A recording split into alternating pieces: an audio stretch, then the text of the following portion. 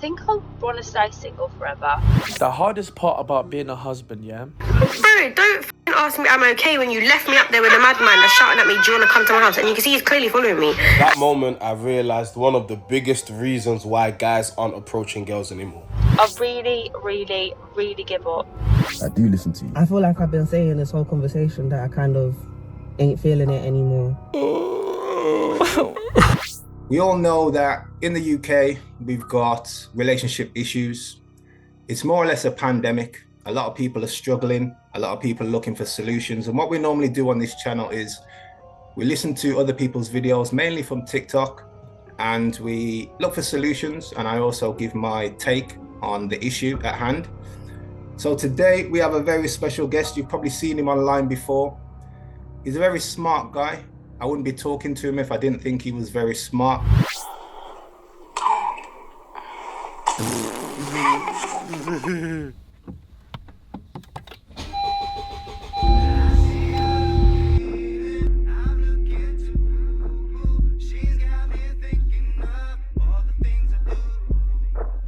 So once again, we're back on the channel, and today I have a very special guest.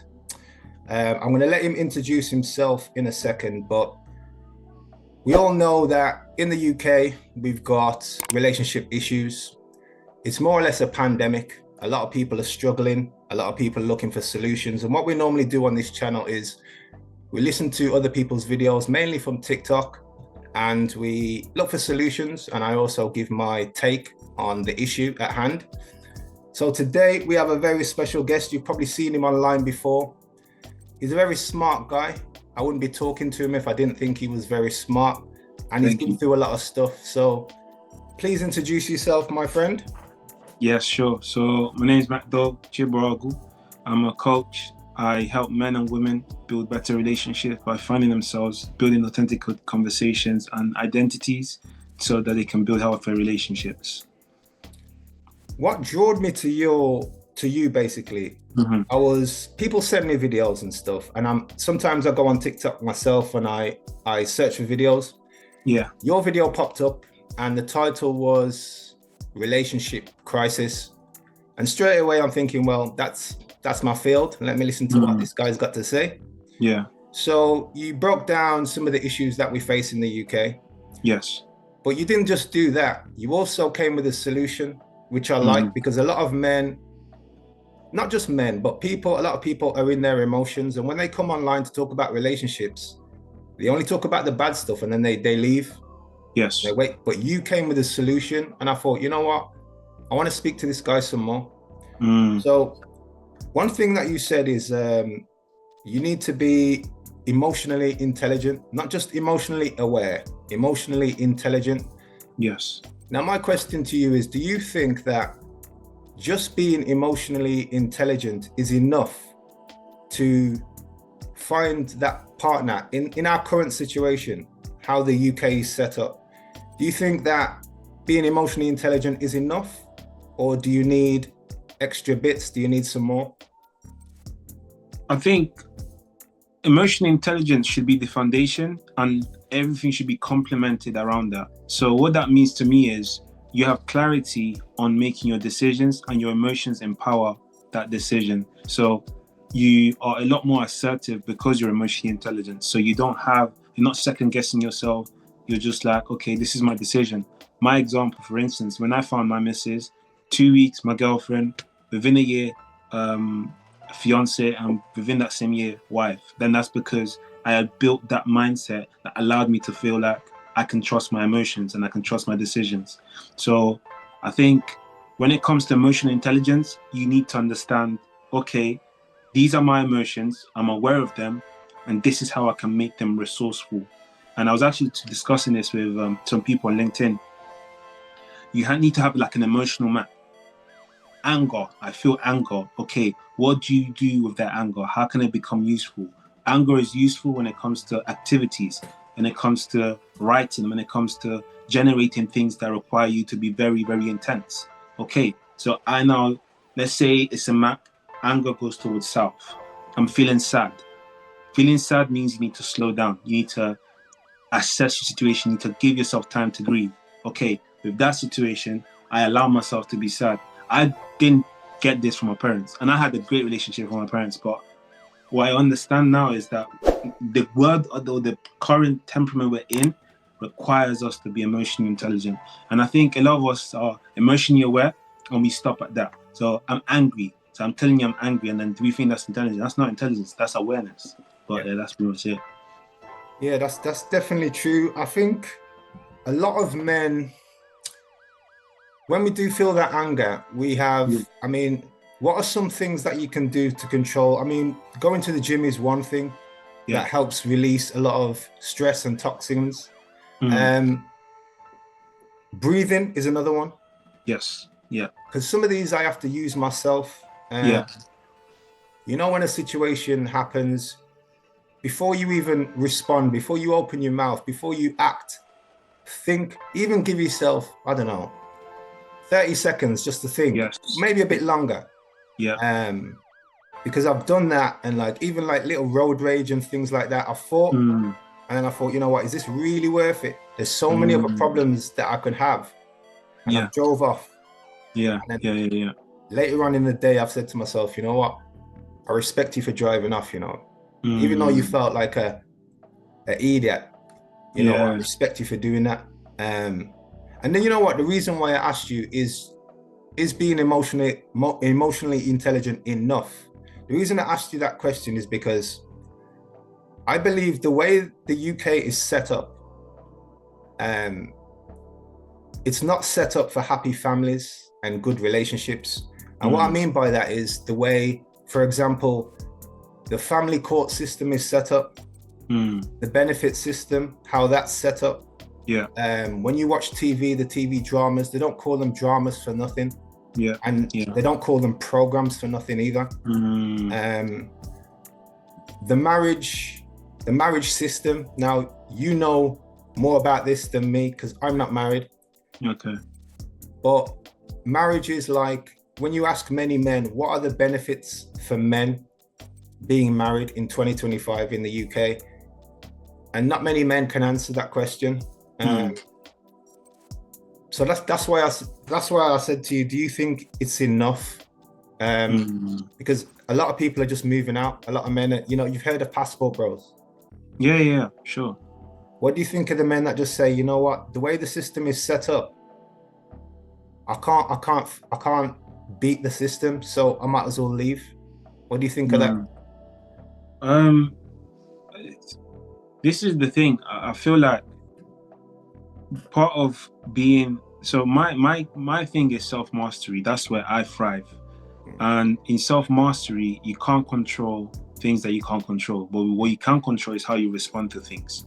And when it comes to the current climate of the UK and the like you said, the different systems that are so pretty much wired against men, because ideally the reason why they started off was to favor women, but then that favoritism turned into no longer leading into equality, leading to it's starting to get into that phase where women simply have a lot more benefits than men do, and it's because men stayed the same, but women's advantages kept increasing, and they're still increasing as we speak.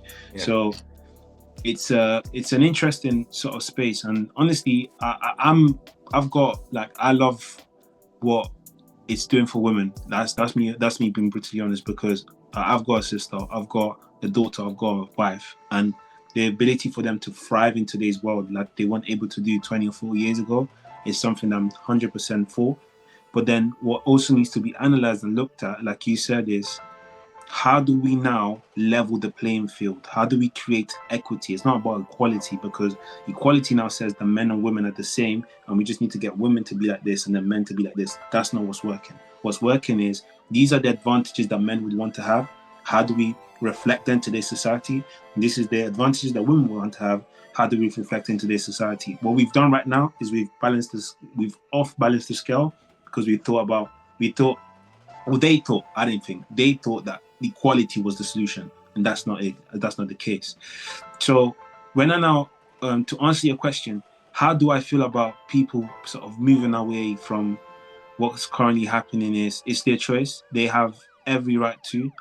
If it's not favored, if they feel like it's not benefiting them, is their will. Like I don't see. Even with myself personally, when I was dating, when I struggled with dating a lot. Like I was getting rejected left, right, and center.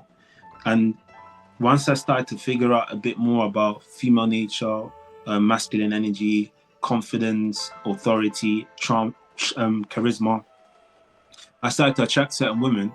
But at the same time, I was almost unimpressed with the women I was attracting, right? So I now started to think, okay, my woman must be overseas.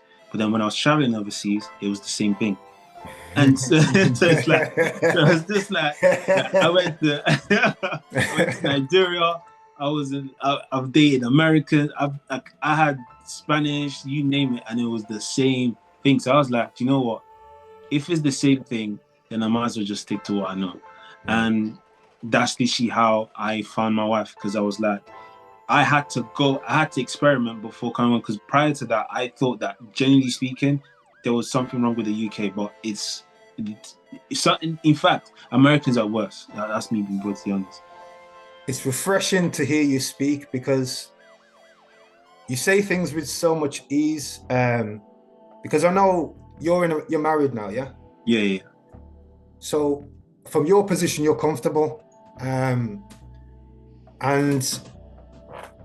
something you said, I think, when you're in your position and you're still online trying to help people, what gives you that drive? Because most men would have thought, well, you had your problems, now you found your wife, that's you don't care about what gives you that passion to be online and trying to support other men and women and stuff like that?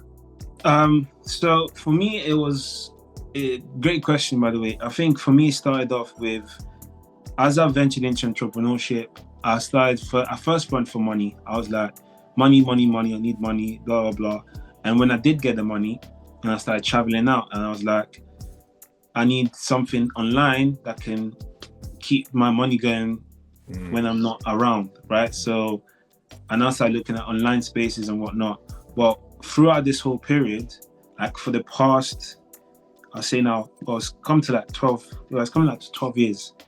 All I've ever done is, I'm lying, 12 years, yeah. Over the past 12 years, I've been passionate about wanting to help people. And the best way I know how to do that is based on what I've done. I can't teach you what I don't know. So when it came to relationships, because of my experience with my dad, I was so determined. It's called past perceived desire or values, right? I saw divorce. I saw what it done to my parents. I saw what it done to my dad. And I said, I want no part in it, and I'm going to figure this thing out.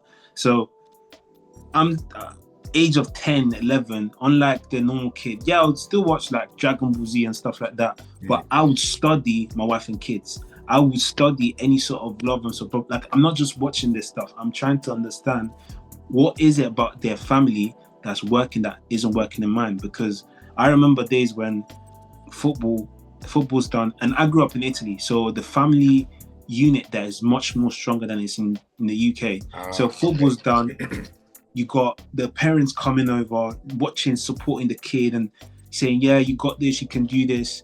And then I've got my little sister, because my parents are divorced, so my dad's working full time, and I'm having to sort of fend for my sister, but at the same time I've got no support. So I'm supporting my sister, but no one's supporting me, right? And obviously my dad is a great guy, love him to bits, and he's done a lot for me as well. But the problem is, when it came to that relationship between the family unit, I didn't have that growing up. So he then remarried, and the person he remarried with, which was my mom, or I call her my mom, built such a solid unit that was inspirational to a lot more people in our culture. So they started counseling people. So whoever's getting married will have to go to them, and they'll just give them advice. And then my dad will teach men how to cook. For instance, he'll say, you can't just let your woman cook. You have to cook as well. You need to get in the kitchen. And then, because these are traditional Nigerian Igbo men, so they're like, what's that? I don't know about cooking. I thought she's cooking. So I've literally just followed on. But now, obviously I'm a Christian, so I feel like God gave me a daughter as well. has just given me even more of a drive to want to really fix this market for different people. Because the thing is, the way I am, I've always sort of thought about helping others rather than just myself, because it's, I don't know how to explain it. It's just how I am. It's just my calling, I guess. But I think if I now look at my daughter, I'm saying if I let this happen, if I just say everyone up to them is their business, even though I have the knowledge to help someone, then I'm to blame. Like, I feel like it's my duty now that I've learned how to navigate this stuff to teach others how to do the same so that they can have thriving relationships. So that's pretty much it. I think the word you were looking for, well, it's not really a word. When you said you just like helping people, you get that feeling. I get that feeling as well. Yeah. I don't need to be online trying to find solutions for other people's relationships. I could just try and look after myself. Yeah. But you know, I've got friends that go through stuff, and because they know I study relationships, they call me and I give them advice. And when I give them advice and I see that it works and it helps them and I see that they're happier, I get a buzz from that. Yes. It's not like they're giving me money or anything like that, but you know, when you help someone and you know you've put out some good energy in the world. Yes. And you know, when whatever you put out, you get back in life. That's the way I believe. So that's why I think you do what you do, because you get that buzz of helping people. Yeah, 100%. There's one thing you said, because I normally say what I'm about to say, but the way you laid it down, it's not even like laid it down. The way you said it, it's just powerful. So what you said was, instead of looking for the right person, become someone. No, let me start again. Before looking for the right person, become someone that the right person will look at. Yeah. That's powerful, bro. Yeah. It's powerful because most people will go online, even dating apps and stuff like that, and you'll see people are saying, well, I'm looking for this, I'm looking for this, I'm looking for this. Look in the mirror.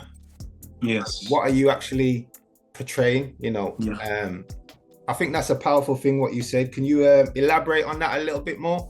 Yeah, 100%. So I think, again, everything I'm sharing is everything I had to learn, because I've been rejected by women, and for the life of me, I couldn't understand why. Because I thought all I had to do was be this nice guy, nice kid, say the right things, make them sort of like Disney movies and all these black coms, just be romantic and whatnot. So I'm thinking that's what I have to do. No. They have to look at you as someone that they're attracted to. So what that basically means is you're not trying to convince them. And that's what I thought. It's like, and I hear that so many times. Well, no, once they get to know me, I'm a great person to be around. No, that's not how it works. You need to you need to create that attraction so that they come into you because of how you look. Yeah. Oh my gosh, this guy is so well taken care of. What perfume are you wearing? Oh my gosh, your hair is amazing. All these little things drive people towards you. Once they come towards you and they see that you're not just an empty box, you're this person full of depth, knowledge, value. That's how you create that lasting effect. I always say to women or girls, men or girls, listen, you can spend £3,000 on your teeth. That's great, fantastic. But make sure that £3,000 goes right back into your knowledge, your books, and your intrinsic values. Because what's going to keep that man in that relationship is your ability to know how to handle your emotions, knowing how to listen, knowing how to be someone that can support his vision. And these are all intrinsic values that don't necessarily need money, but they do require time, skills, and character. You need to build that. Just as much as you're building your teeth and your bum and you go to the gym, that's good. Focus on that too. So I think, just to elaborate, to round it up, I'll say this. You want to attract people because of how good you are within yourself. Like, you've built yourself to this level where it's almost like you're this empire, or you're this Lamborghini, and then as you're walking, you know that you've done the work. So it's like they're coming to you and they're like, yeah, man, what's going on? Yeah, I'm interested. Of course you are. Everyone else is. So what's different about you? That's the energy you've got to give. Not necessarily cocky, but confident in the fact that you've done the work. So that's pretty much it. How long have you been married, bro? So it'll be a year. Yeah, it'll be a year this this May. Yeah. Well, in today's current climate, I want to congratulate you on your marriage and being married this long. And Yeah. your household must be a really nice household. Just the way you speak, and I can just tell that the girl that you found is a diamond. So I want to congratulate the both of you. Yeah. Thank you. And I feel like we're gonna speak again at some point. Sure. Because I've enjoyed this conversation. It's only a short one, but yeah, I want to thank you for coming on today. No problem at all. And helping some of the men out there, because even though we know what we know, we're still learning. All of us are learning. I never go around thinking that I know everything, because I'm still a student. Yeah. But yeah, I just want to thank you for today, and I want everyone to, if you've watched this video, I want you to go onto TikTok, and I want you to follow my brother here. And I'm sure you've got other platforms, haven't you? Yeah. I'm on YouTube as well. MacDole C. Yeah.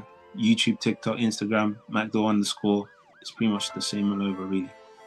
Okay, well, thank you for coming on today, my brother. And I hope everything goes well for you. Yeah, 100%. And we'll speak again, hopefully, yeah? Yeah, sure. Blessings, King. All right. Nice Blessings. one.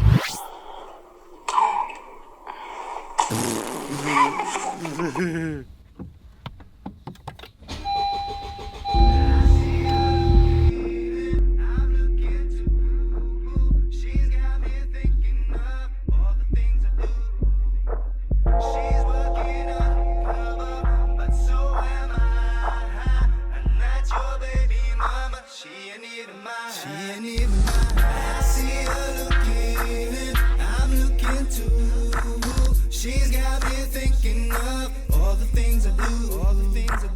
She's working undercover, but so am I. And that's your baby mama, she ain't even mine. I've never had to go anywhere, cause she's got what I need, my undercover lover. I saw potential in another brother's baby mother. You're judging me, but you don't.